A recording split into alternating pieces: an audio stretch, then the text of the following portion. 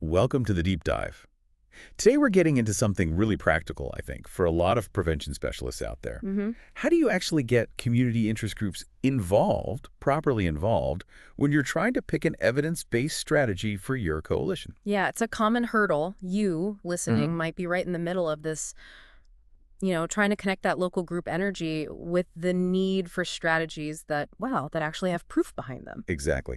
So for this deep dive, we've looked at quite a few sources, things on evidence-based planning, community coalitions, practical implementation guides. Right. And our mission today really is to give you a clearer roadmap for bridging that gap, connecting what the community is passionate about with what the evidence tells us works. Okay, let's paint a picture. Many coalitions have these, long-standing community events. Maybe it's an annual chili cook-off or a big community fair. People love them. Totally. They build goodwill, raise awareness, they have value. But then the prevention specialist comes in, maybe with new funding requirements, needing to focus on, say, reducing youth vaping rates with strategies that show measurable results. And that beloved chili cook-off. It doesn't quite track, does it? Not in terms of specific measurable prevention outcomes that funders are often looking for.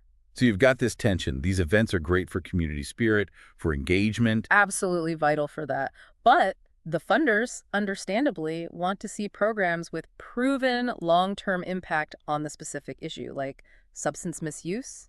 So how do you navigate that? You need to Yeah. balance keeping the community engaged, honoring their work, but also steering towards these evidence-based approaches to show you're using resources effectively. It's definitely a balancing act, and building trust is key. You don't want groups to feel like their contributions, like that cook-off, are being dismissed. No, exactly. Yeah. So how do you start that conversation? Well, a really good starting point is to be transparent about the criteria used for selecting any prevention intervention. There are basically three main things to look at: effectiveness, conceptual fit, and practical fit. Getting everyone on the same page about these can really help. Right, let's break those down.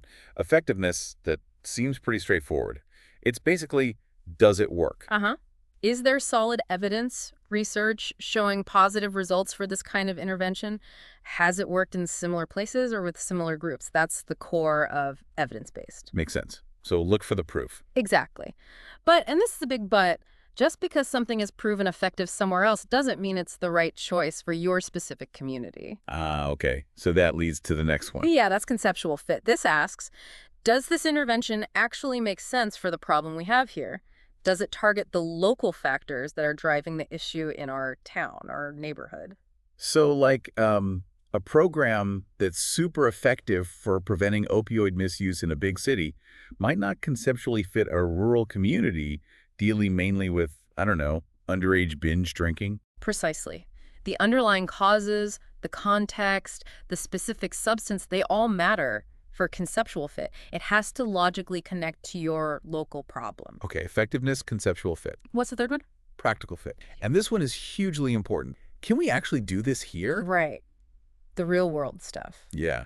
Do we have the resources? We talking money, people, places to run it?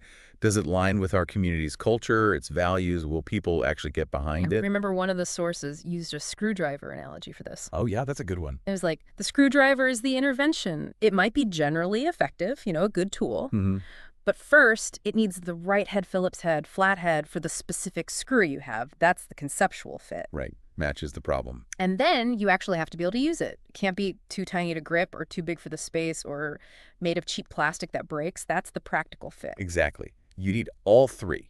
Hmm. Effective tool, right type for the job, and actually usable in the situation. Perfect analogy. So how do we figure out that conceptual and practical fit? It sounds like you really need to know your community inside and out. Absolutely. That's where a good community assessment comes in. It's foundational. You need to gather data, sure, but also understand local needs, strengths, what resources already exist, even what people prefer. And it's not just stats on a page, right? It's talking to people. Definitely. Stakeholder involvement is critical. You need to bring people to the table, community leaders, maybe school principals, parents, kids themselves, local business owners, service providers. Get their insights. Understand what they see as the priorities. Yes, and build that buy-in from the start.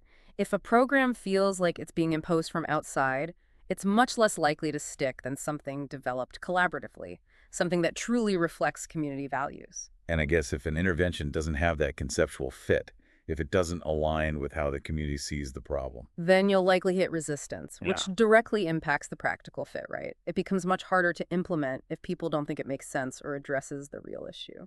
Okay, let's dig into practical fit a bit more. What kind of nuts and bolts things were we talking about? Well, it's about honestly looking at capacity. Does the community have the readiness and the resources? Are there partner organizations ready to step up? Do you have the funding, not just for year one, but to sustain it? Sustainability, yeah, that's And the personnel trained staff, volunteers, facilities, and crucially, is it culturally appropriate? Does it align with local norms, beliefs, values? An intervention might be evidence-based, but if it clashes culturally, it just won't work. and that stakeholder support you mentioned keeps coming up. It's non-negotiable, really. Without buy-in from key people and groups, even the best designed program can falter because of implementation roadblocks or just lack of participation. Okay, and on the conceptual fit side, how do you really gauge if something will resonate beyond just looking at the problem data? It's about understanding the community's narrative. How do they understand the problem? What do they see as the causes? What solutions have they tried or do they favor? So finding where the evidence overlaps with their lived experience. Exactly. You need to find that sweet spot. The evidence base tells you what could work, but the community context and perspective tell you how it might work here or if it can work here. A program needs to make logical sense within their framework. Right. So we've got these three vital checks: effectiveness, conceptual fit, practical fit. How do we use these to, talk to those community groups like the ones running the chili cook-off about maybe shifting focus or adopting a new evidence-based program? Okay, this is where another tool comes in handy, something highlighted in the sources. Cadier's 7 strategies for community change. Ah, yes, the CADIA framework. How does that help bridge the gap? Well, it provides a common language. It gives you broader categories of prevention work that are often easier for community members to grasp than the specifics of, say, Program X implementation fidelity protocol. Okay, yeah, that makes sense. It simplifies things. It does. It helps categorize different types of activities. So instead of diving straight into a complex program manual, you can frame it using one of these 7 strategies. Should we quickly run through them? Yeah, let's do that. Maybe give a quick example for each, like related to preventing youth vaping, perhaps. Good idea. Okay, first is information dissemination. That's just sharing facts, raising awareness. Like putting up posters about the health risks of vaping or sharing stats on social media. Exactly. Second, education. This is more about building skills. So maybe workshops for parents on how to talk to their teens about vaping or skills training for kids on resisting peer pressure. Perfect. Third is alternatives, providing healthy activities. Like supporting after-school clubs, sports, arts programs, things to keep kids engaged and less likely to vape out of boredom. Fourth, problem identification and referral, connecting people to help. Training teachers or coaches to spot signs of nicotine dependence and know where to refer students for support or cessation programs. Right. Fifth is community-based process, bringing groups together. Like forming a youth anti-vaping task force within the coalition, involving schools, parents, health providers. Yep.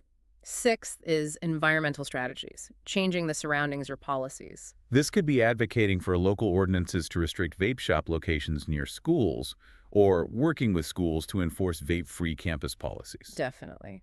And finally, seventh, changing consequences, using incentives or disincentives. Maybe positive rewards for schools with successful prevention campaigns, or, on the other side, enforcing penalties for selling vapes to minors. Exactly. So you have these 7 broad categories. And how does that help with the community group conversation?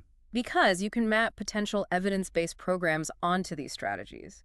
Let's say you've identified an effective, evidence-based after-school mentoring program that reduces risk factors for substance use. Okay. Instead of just presenting the research data, you can explain to the community group, this program fits under our alternative strategy. It gives kids something positive and supportive to do during high-risk hours. Ah, I see. So you connect the specific EBP to a broader goal or type of activity they probably already understand and support. Precisely. You show how the evidence-based approach is actually a way to achieve something the community likely already values, like providing positive alternatives for youth. It reframes it. It makes it less about jargon and research papers and more about shared community goals. Exactly. It helps demonstrate how these evidence-informed strategies align with community needs and values, rather than feeling like something separate or imposed. It bridges that gap we talked about. So the ideal situation, the best fit we're aiming for, is where you find an intervention that ticks all three boxes. Right. It's got the evidence behind it, effectiveness. It makes sense for our specific problem and context conceptual fit. And we actually have the resources, capacity, and community support to pull it off practical fit. That intersection is the goal. That's the sweet spot for sustainable, impactful prevention work that the community embraces. Okay, so wrapping this up, the big takeaway seems to be that getting community groups on board with evidence-based strategies isn't just about showing them the data. Not at all. It's about dialogue.